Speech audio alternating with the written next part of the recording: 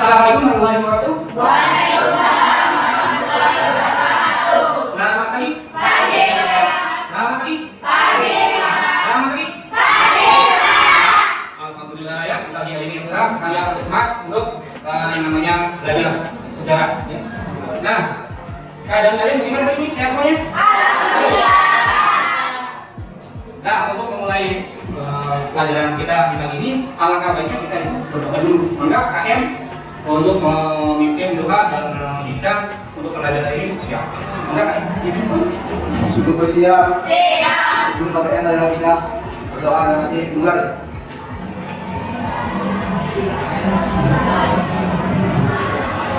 Doa dan mati selesai. Bersama. Assalamualaikum warahmatullahi wabarakatuh. Waalaikumsalam warahmatullahi wabarakatuh. Oke, sebelum kita mulai, saya absen dulu ya. Lucy. Oke, nah kali ini kita akan membahas kalau kemarin kita itu membahas tentang ya, kali ini kita membahas tentang yang namanya masuknya sejarah Hindu di Indonesia ya.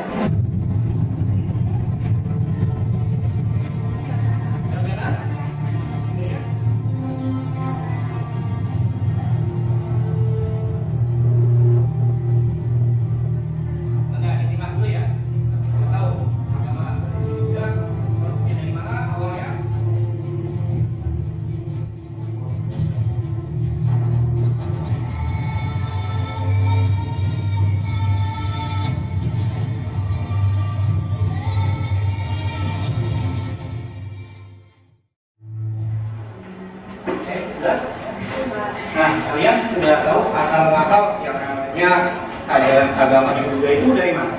India, Pak. Dari mana? India. Oke. Nah, Hindu Buddha itu dibawa dari orang India yang masuk ke Nusantara. Dari hal tersebut mereka melalui berapa jalur? Dua jalur ya. Yang pertama ada yang namanya jalur darat atau yang dikenal yang namanya jalur sutra ya. Yang berikutnya ada yang namanya jalur laut ya. Nah, ternyata yang harus kalian ingat dan harus dalam kalian ini ternyata agama Hindu Buddha itu tidak serta-merta mudah langsung masuk ya. Kenapa? Tidak. Gimana? Kalian bisa membacakan? Enggak? Boleh. Yang keras ya. Unsur budaya India tidak pernah menjadi unsur budaya yang dominan dalam kerangka budaya Indonesia karena dalam proses akulturasi tersebut Nusantara selalu bertindak selektif. Jadi akibatnya ketika ada yang masuk itu di kalau bahasa dalam komputer itu ada yang namanya scanning dulu. Jadi tidak langsung itu dimasak. Nah, sedangkan ingat dulu yang kita asal-usul yang kita itu ada yang namanya aliran animisme dan juga Islam. Ayo waktu minggu kemarin masih ingat apa? Ayo apa masih ingat? Animisme dan Islam. Bagaimana? Nah, yang berikutnya tidak semuanya? Apa boleh? Coba boleh? Gimana? Nah, jadi animisme itu percaya terhadap tokoh nenek moyang yang sudah meninggal. Nah, yang berikutnya ada yang namanya dinamisme itu percaya terhadap benda yang memiliki kekuatan magis atau mistis ya. Nah, di sini ternyata agama Hindu juga masuk di bawah ini ada beberapa teori ya kan? Apa saja mesinnya? Waisa, Sudra, yang berikutnya itu yang harus kita ucapkannya. Nah, oke, kayaknya ini kelihatannya banyak banget ini pagi-pagi. Kayaknya belum sarapan ya. Nah, sama saya dulu. Nah, kali ini untuk menyemangati kalian, kita buat dia dulu ya. Oke, angkat tangannya dulu. Sudah? Ikuti saya ya. 1, 2, 3. Semangat, semangat, semangat gitu. 1, 2, 3. Ini siapa ini? Ayo. Seorang nah ini seorang bisu ya. Oke. Nah ini juga adalah tradisi yang ada di Indonesia kan ya? Siapa yang sudah pernah apa nih? Balai desa tinggi kali. Ini saya pun katanya Pak, saya sudah Pak. Bali, balongan Bali. Oke, ada yang sudah pernah? Pernah. Ini gimana? Pernah. Ini pernah. Seni berapa? Yang ini? Ya, saya lagi belum ngomong ini. Berikutnya, ting. Mengapa agama Hindu Buddha diterima oleh masyarakat Indonesia? Tunggu, ada yang bertanya? Boleh? Baca yang keras ya. Nisa, ayo Nis. Boleh berdiri, boleh duduk kayak kamu ingin sama? Jawabannya adalah 1. Masyarakat Indonesia belum mengenal agama. Alasan ini bisa menjadi alasan yang paling sederhana dan paling memungkinkan. Pada saat tersebut, masyarakat Indonesia masih menganut kepercayaan yang berupa animisme dan dinamisme karena pengetahuan yang terbatas pada saat itu. Datangnya orang India yang menyebarkan ajaran yang jauh lebih baik membuat masyarakat pada waktu itu tertarik untuk belajar lebih dalam dan menerimanya. 2. Ajaran Hindu Buddha hampir mirip dengan kepercayaan yang sudah ada dasar budaya Buddha. Bisa dibilang memiliki banyak kemiripan dengan budaya animisme dan dinamisme yang memang sudah ada dan sudah dianut oleh masyarakat Indonesia. Hal ini terdiri dari kemiripan punden, berundak yang dimiliki oleh bangunan-bangunan suci dari agama Buddha yang digunakan sebagai tempat beribadah. Pemilihan lain dapat ditemui pada bentuk upacara keagamaan sampai kepercayaan tentang kehidupan lain setelah kematian. Kesamaan ini yang menyebabkan ajaran Hindu Buddha tidak terasa asing dengan kepercayaan lokal yang sudah ada, membuat penyebaran agama menjadi mudah untuk disebarkan dan diterima dengan baik. 3. Sifat bangsa Indonesia yang ramah.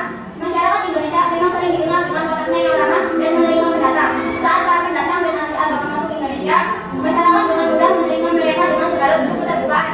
4. Pengaruh penguasa di Nusantara pada zamannya.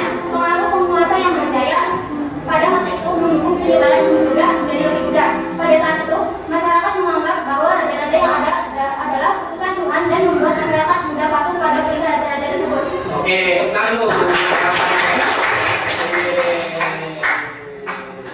Iya. Nah, yang dimaksud Nisa itu sangat lengkap ya. Begini saya. Nah, ini dia jawabannya. Tuh, ya.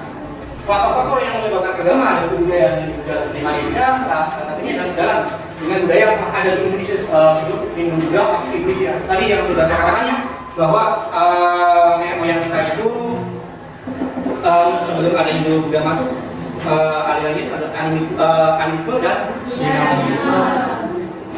Salah ya. Nah, yang kedua tidak ada paksaan yang mengharuskan masuk dalam ajaran ini. Makanya masyarakat itu bagaimana? Mudah menerima ya. Misalkan gini, misalkan Fatma ya. Fatma, kamu masuk agama Hindu sini. Enak tidak kalau dipaksa? Enggak kan ya? Saya pun bisa pun kamu masuk ke agama Buddha, sedangkan dia kayak ini gimana? Nolak kan? Nah, kalau di sini tidak ada paksa. Jadi sukarela ya. Oke, yang ketiga memakai strategi dalam menyebarkannya seperti melalui kesenian, pendidikan, perdagangan dan perdagangan. Yang tidak adalah misalkan dari orang agama Hindu menikah dengan penduduk misal ya, misalkan Naswa nikah dengan dengan kaum kesatria. Oh ya. Nah, kesatria dari Madangkara ya, atau misalkan si Sepul yang menikah dengan orang India.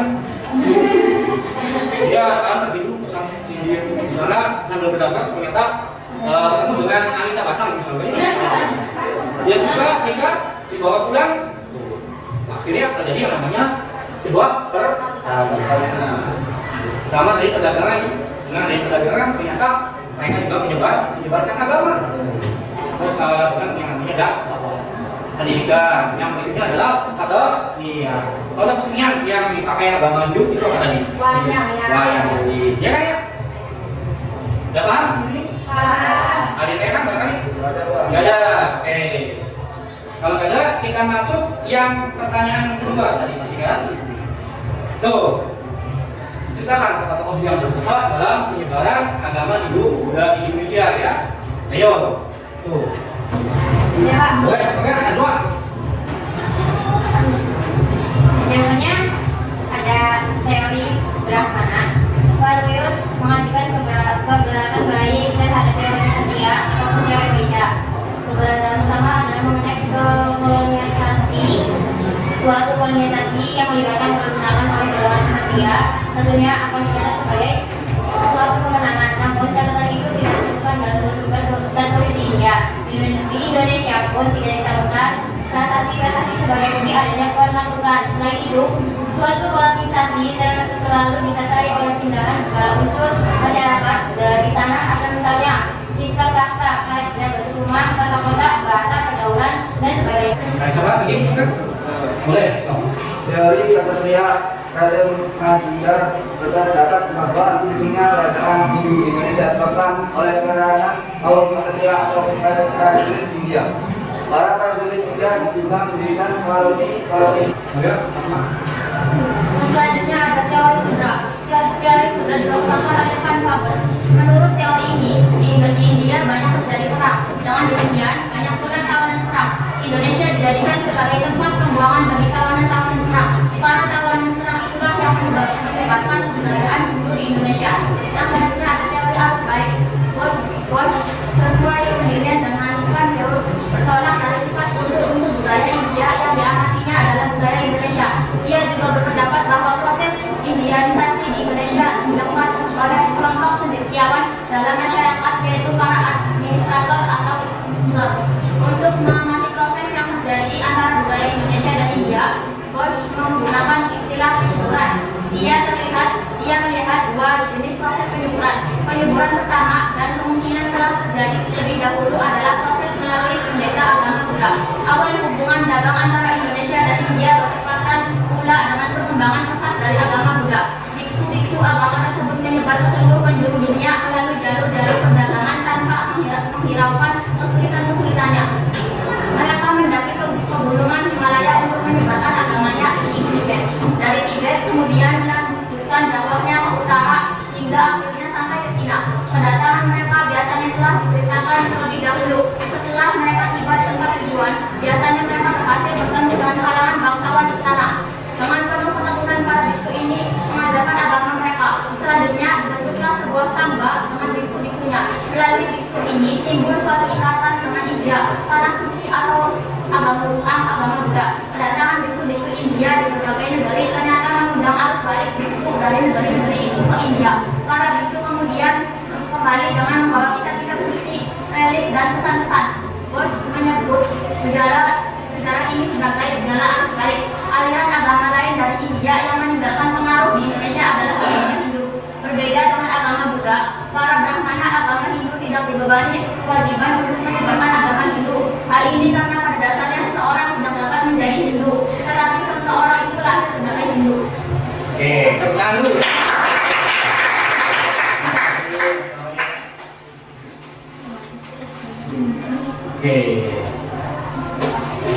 Oke, saya minta kalian yang menjawab jangan gara-gara ada bembengnya ya.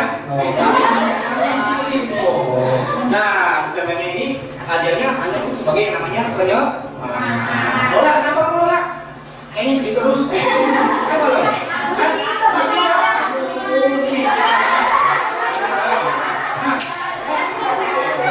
Tadi penjelasan dari teman-teman kalian luar biasa bagusnya ya, lengkap. Nah, akan saya sampaikan dengan di deskripsinya. Nih ya.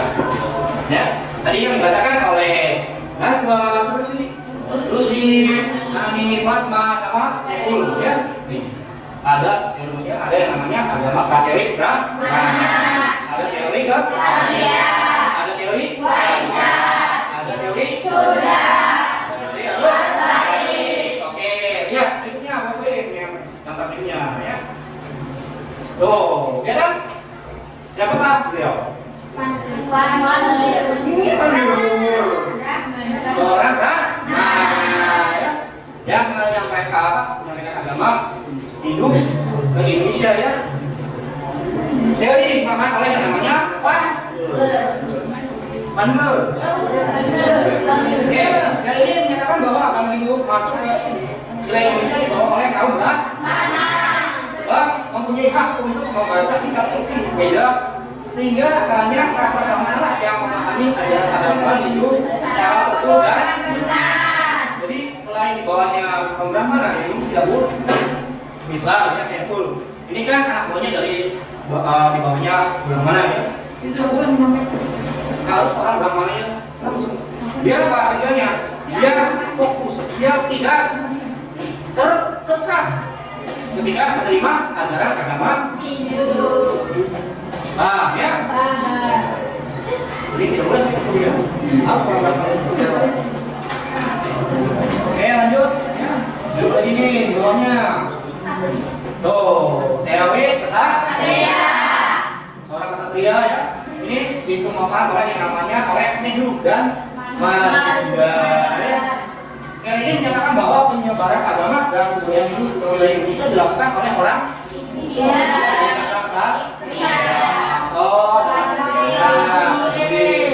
Mereka melarikan diri ke Indonesia sebagai akibat dari terjadinya kekacauan politik di para kesatria ini kemudian membentuk koloni dan menyebarkan agama Hindu. Teori ini sebabkan juga teori kolonialisasi. Seperti kolonialisasi. Nanti ini misal ya, prajurit dari India. Di mana di India kacau balau. Ketiganya itu naik ke Indonesia. Nah di Indonesia akhirnya awalnya mereka datang itu kan tidak sekaligus ya. Satu-satu ibaratnya itu mikil. Kalau bahasa ini kecil. Nah selama di Indonesia mereka itu ketemu, akhirnya membuat yang namanya perkumpulan, yang namanya kumpul ya menjadi satu. Nah di situ mereka menyebarkan yang namanya agama. Oke, ya ada kesatria. Jadi kesatria itu adalah seorang prajurit. Yang berikutnya adalah seorang teori. Ini dikemukakan oleh Inji Krom dan L.X. Machiavelli.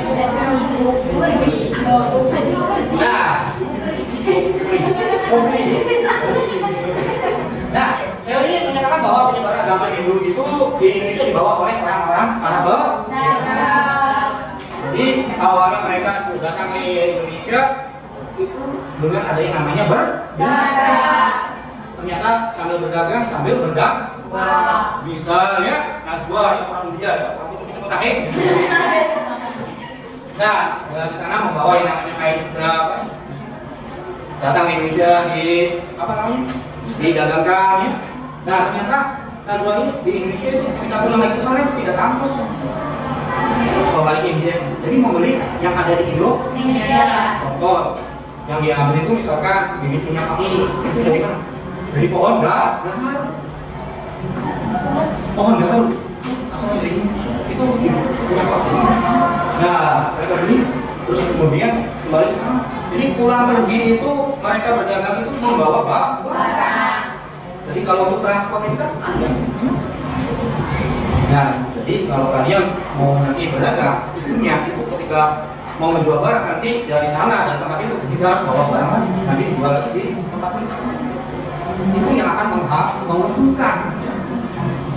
Betul nggak? Betul. Masih sedih?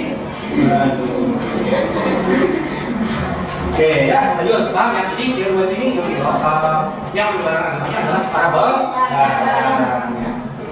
Oke, lanjut.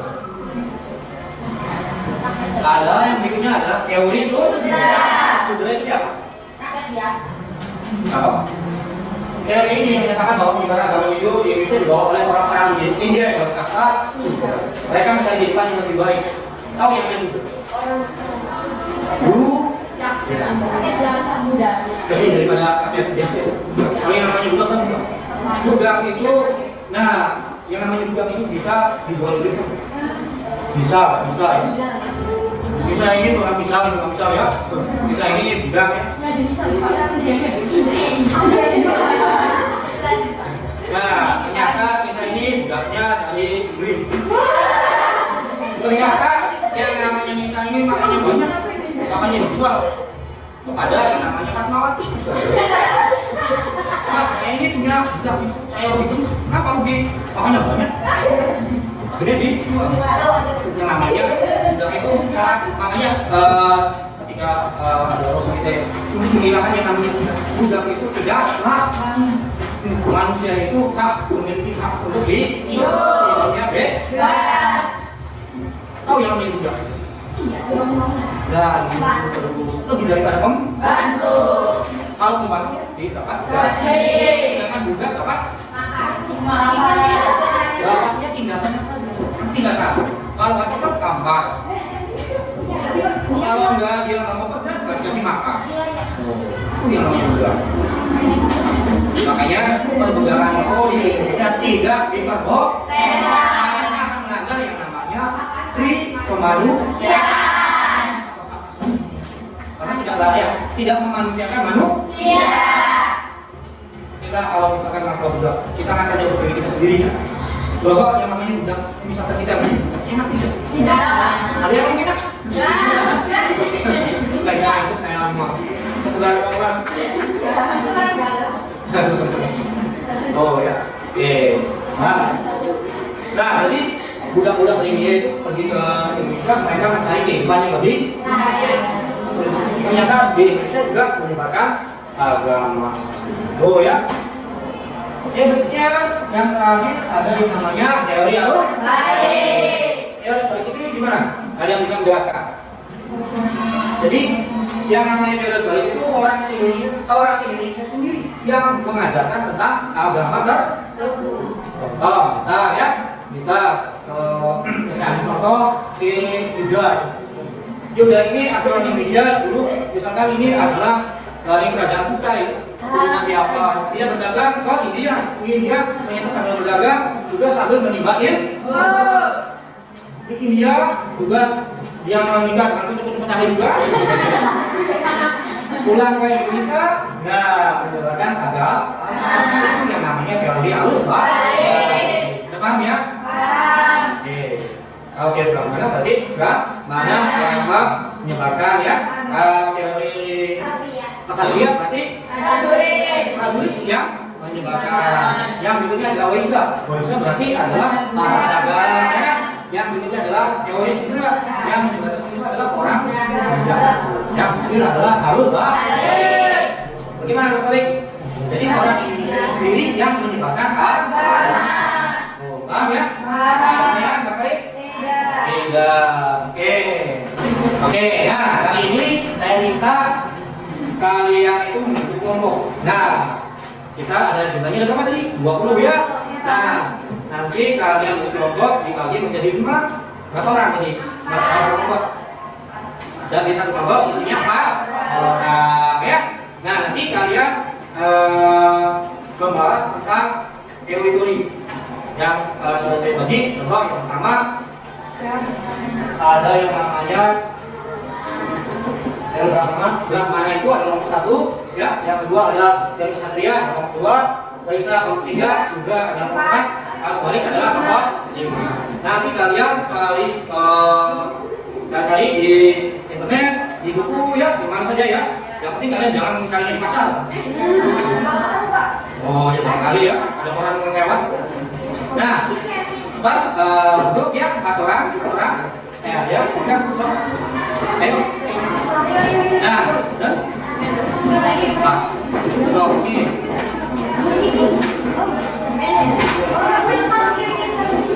Oke, sudah. Sudah. KKPD sudah saya bagikan yang tadi ya. Nah, nanti kalian cari tampil tersebut ya, tunjuk-tunjuknya, dan kalian juga cari tentang kelebihan dan kelemahan dari masing-masing teori itu yang nanti kalian tulis dalam LKPD-nya ya. Ya, siapa? Saya kasih waktu sekitar 20 menit ya. 1, 2, 3, 4, 5. Oke ya. Nah, 20 menit kalian berdiskusi, kalian materi, nanti dipresentasikan. Paham? Oke, 20 menit ya. Dengar pertanyaan bisa? Itu yang nanti presentasinya cuma satu ada yang bagiannya. Iya. Gambar nanti nanti sebutkan gitu ya. Oke. Nah, sambil kalian mencoba kelebihan, nanti juga kalian tulis dalam LKPD-nya ya, yang dikosongkan itu ya. Oke, paham kan? Oke, saya cek dulu. Ada yang lagi yang belum paham? Ayo, ya. Wah, ya.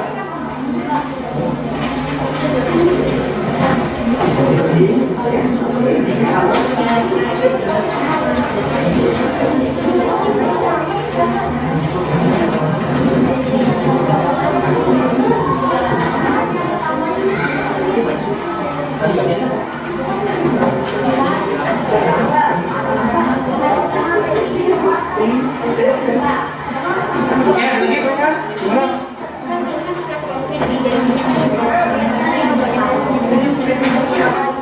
Kamu juga ini kan nggak ada sebenarnya ya, yang bedanya kalian pilih ya. Nah, nanti kalian cari tentang kelebihan dan kelemahan. Boleh?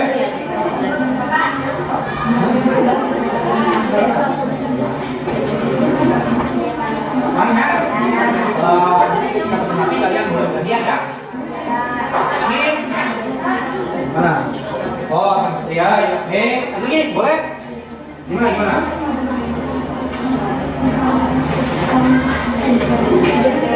Tadi kalian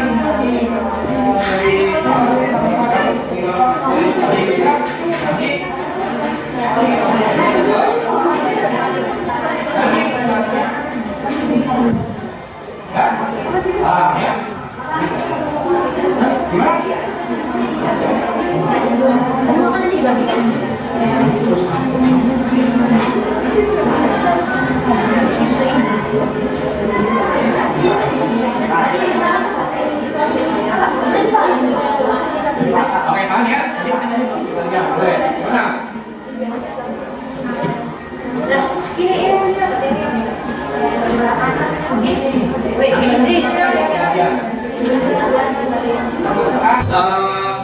Untuk yang pertama saya tunjuk apa dan kalian sendiri yang mau mengajukan. Menurut sama dengan oke. Saya di mana? Di mana ini? Baik, alhamdulillah. Saya aja lah. Ya, ketemu ayam, Pak. Baik, teori yang mana? Teori apa? Oh, kamera. Ayo. Di tempat sini saja. Ya usah Pak. Pak, saya dulu.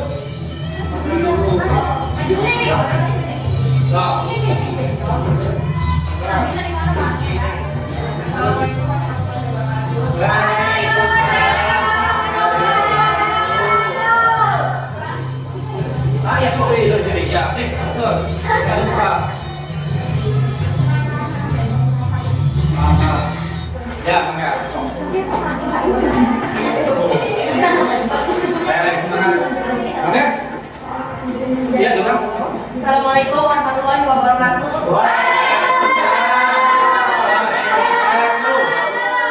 Berdirinya saya di sini ingin mempresentasikan tentang teori Brahmana dan penemu teori Brahmana. Sebelumnya perkenalkan nama saya Risi. Mari kita langsung main.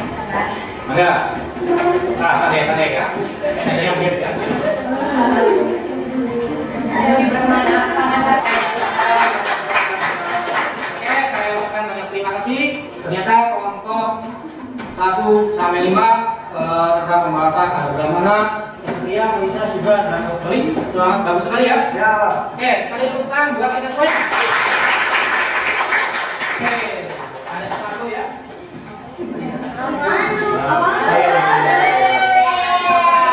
Ini ya. Ini ya. Oke, untuk pertemuan kita pembahasan tentang teori Mas juga mungkin sekian ya. Nah, nanti kita akan minggu depan kita akan membahas tentang kerajaan-kerajaan Hindu. Nah, tapi sebelum kita tutup, mari kita berdoa. ya. Kita lihat lagi ya. Tadi ya. 1, 2, 3. Dan saya akhiri video.